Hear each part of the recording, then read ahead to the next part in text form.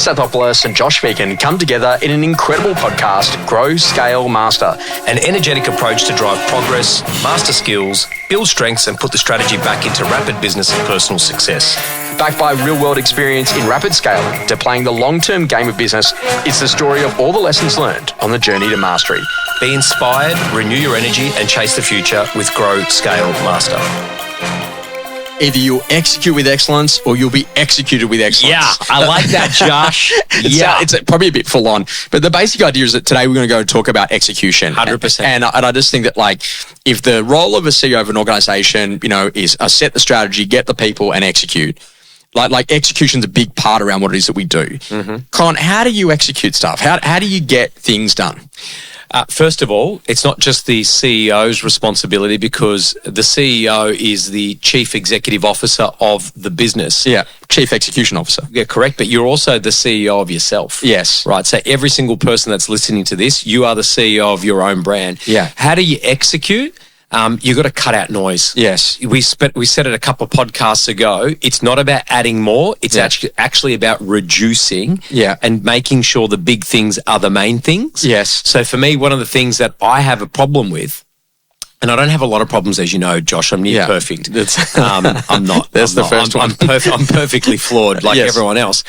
I have lots of great ideas. Yes. But I have an excellent team that I have trained and worked with now where they can condense it and say, Con, is this a need to have or a want to have? Yeah. And what's the budget? What's the capital? What's the time? What are we doing? What are we investing? And it's not just money.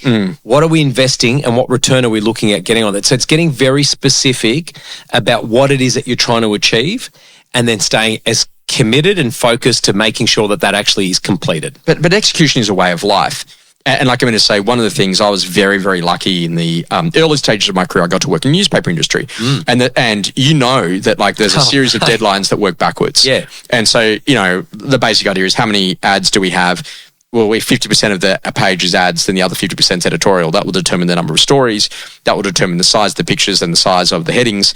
And then after that, we'll then start to go to produce that. And, the interesting thing is that like you would make that happen and then you'd write the stories and then you produce it, then you put the paper together and then it needs to be proofread and then the last story can go in at 9:00 and then that needs to be, out there on the printing press by circa, 10:00 they're doing the plates. At midnight, they're actually on the press. Wow. They're printing them at 4 a.m. They're on the trucks. They're at the news agencies by 5:00 and they're delivered to your front door by 6. And I was actually in the newspaper industry when 9/11 happened. Right. And so because of the time zone difference when that occurred, it was like maybe 2 or 3 a.m. Australian time when that was happening. Yeah. And so they decided this is the biggest news story in the world. Yep. And you got to remember, this is in the very early doors of YouTube. Like it has not even really kicked on yet. Yeah. And so they decided to stop the press, change the plates. And they actually did like an extra 4 or 8 page wraparound, which is an extra 4 to 8 pages that you put around the actual newspaper. Wow. And I was like, world's ended, 9/11 terrorist attack, the whole story.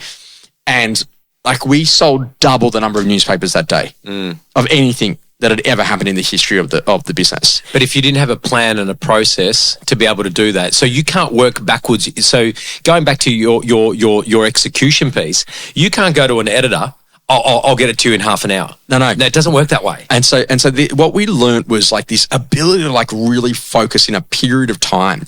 And I know that you've had hack days and, I use like little 45-minute sessions. But I think that like the skill here is that you want to become a great executor. So first of all, the easiest way to become great at execution is to execute less. And I know that sounds funny. No, you're right. But stop saying yes, because the bracket creep on your time and energy is the thing that prevents you from getting to the work that really counts. Yep.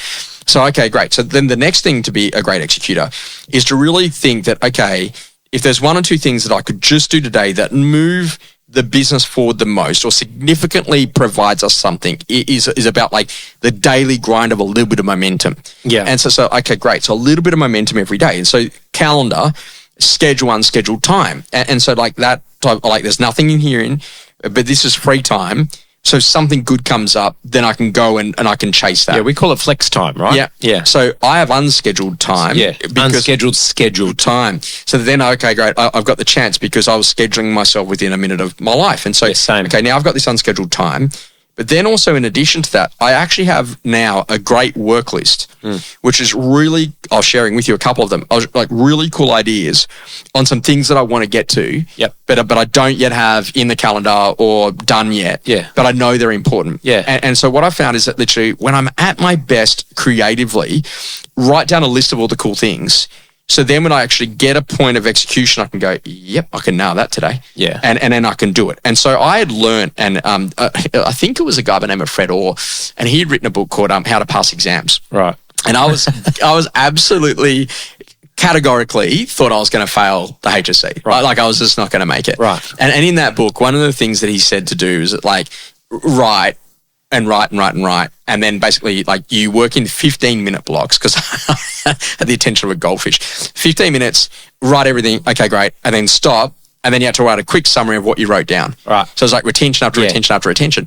And before I walked into my HSC exams, I then had these pages of A4 of these little 15-minute time increments. And I would say I've spent 16 hours or 20 hours or whatever it is of intense learning. I'm going to ace this exam. and as soon as they said pens up and you could start writing, I would write acronyms on the back of these A4 pages. And those acronyms would mean specific words that would be triggers that would actually allow me to retain all of this information. I must have been mad. But the thing is, what I really learned was this intense level of focus.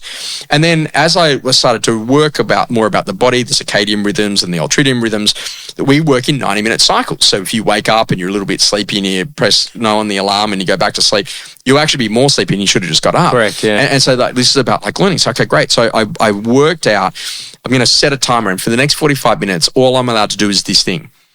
So like, I'm just going to do this thing. So whether or not it's you're producing the edit, recording a podcast, writing something, producing a slideshow, like whatever it is, I'm just going to do that thing for the next 45 minutes.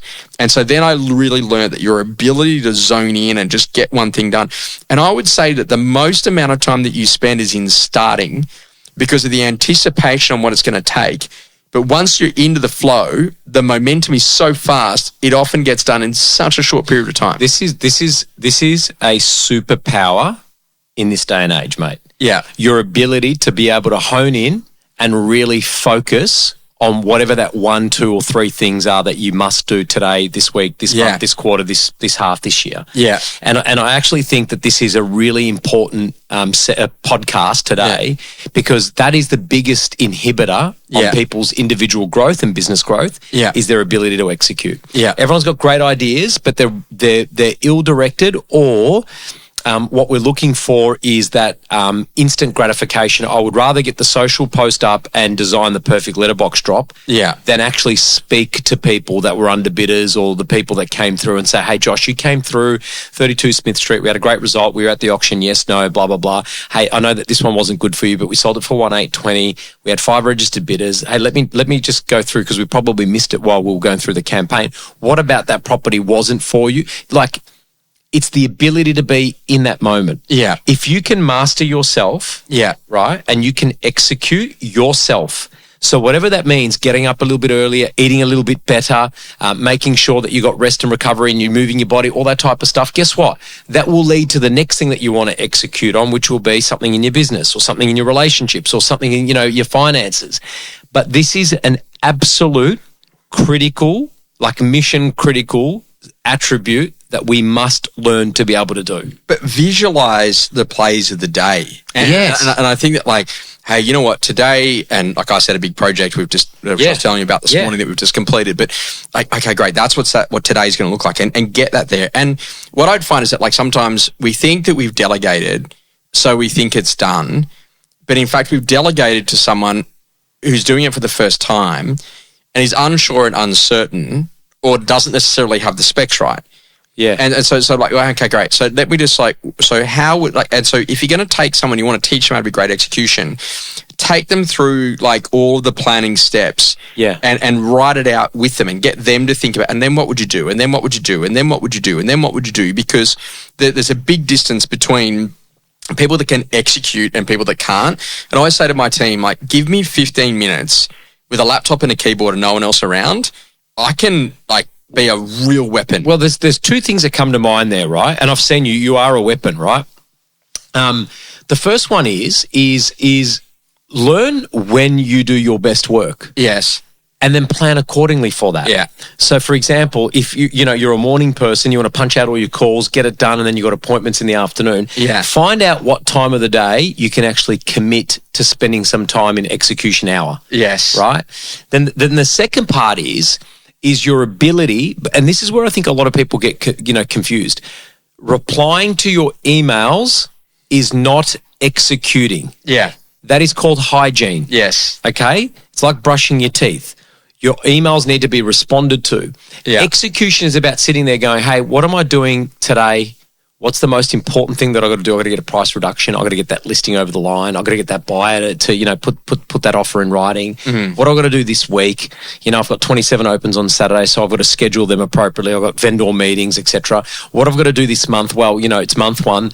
I'm running a 10 or a 12 month, calendar, so I've got to do, $100,000 this month in fees. Does that make sense? Of course it does. And I'm but it's got to be aligned. Like I'm going to say, like behaviors before the goal. Yeah, 100%, mate. I'm learning this. I'm 46 years old. I've been in business now. I've been leading sales teams for 27 years, right? That's how long it is. Wow. Since I was 19 was my first team leader role. Mm-hmm. And I'm 6 years into running my own business.